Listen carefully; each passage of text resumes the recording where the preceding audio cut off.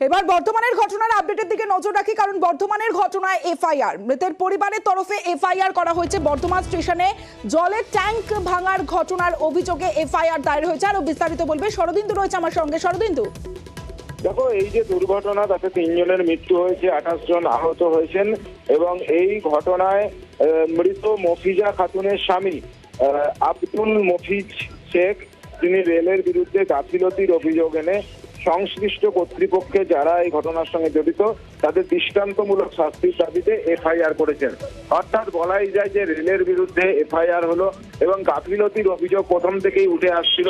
কারণ 1890 সালের এই জলাধার, সেই জলাধার জল ধারণ ক্ষমতা সত্যি হারিয়েছিল কিনা, তা খতিয়ে দেখা হয়েছিল কিনা, এসব বিষয়ে উঠছিলই।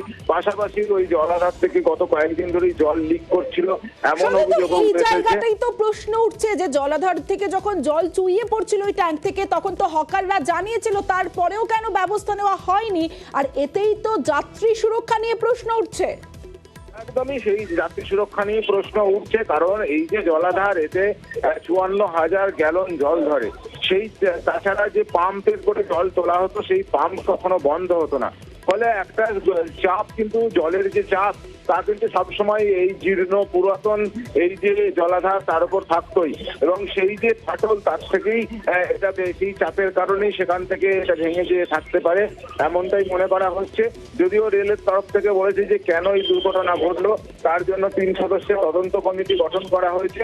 তবে গাফিলতির কারণেই যে এই ঘটনা ঘটেছে তা মৃতের আত্মীয়র এই এফআইআর, তিনি এফআইআর সে কথা জানিয়েছেন। এখন বর্ধমান জিআরপি এই ঘটনা তদন্ত শুরু করবে এই অভিযোগকে কেন্দ্র করে। বেশ শরদিন্দু।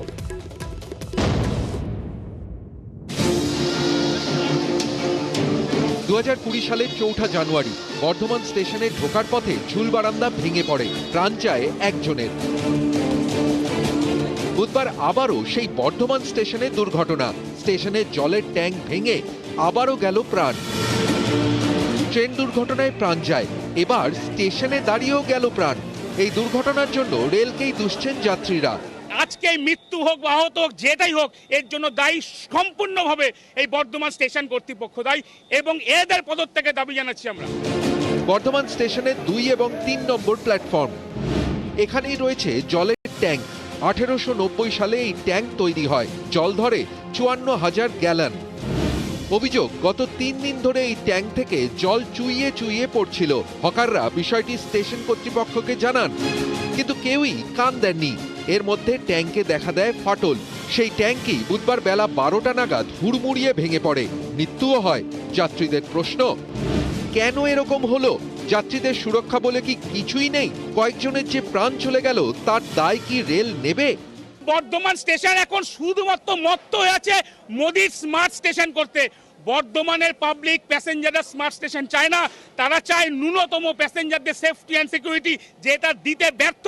তাই আজকে মৃত্যু হোক বা আহত হোক, যেটাই হোক, এর জন্য দায়ী সম্পূর্ণভাবে এই বর্ধমান স্টেশন কর্তৃপক্ষ দায়ী। যাত্রীদের দাবি, রেলের গাফিলতিতেই এমন দুর্ঘটনা ঘটল। কারণ ট্যাঙ্ক থেকে জল চুইয়ে পড়ছিল, একথা জানানো হয়েছিল। তারপরেও কেন ব্যবস্থা নেয়নি রেল? 100 বছরের পুরনো এই জলের ট্যাঙ্কের আদৌ কি কোনো রক্ষণাবেক্ষণ হতো? রেলের দাবি, 10 দিন আগে ট্যাঙ্ক পরিষ্কার করা হয়, তখন কোনো সমস্যা ধরা পড়েনি। তাহলে 10 দিনের মধ্যে কিভাবে জলের ট্যাঙ্ক ভেঙে পড়ল? এই ট্যাঙ্কটা যে আনইউজ পড়ে আছে এরকম তো নয়। 2 তারিখে ক্লিনিংটা হয়েছে। না, দেখুন, যদি থাকতো তাহলে রেক্টিফাই তো করতে আমি।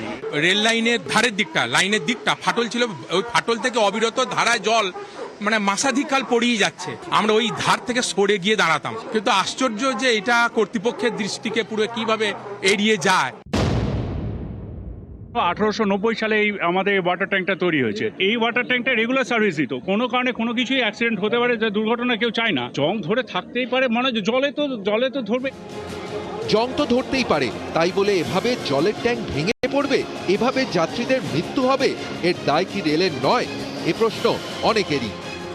নিউজ 18 বাংলা।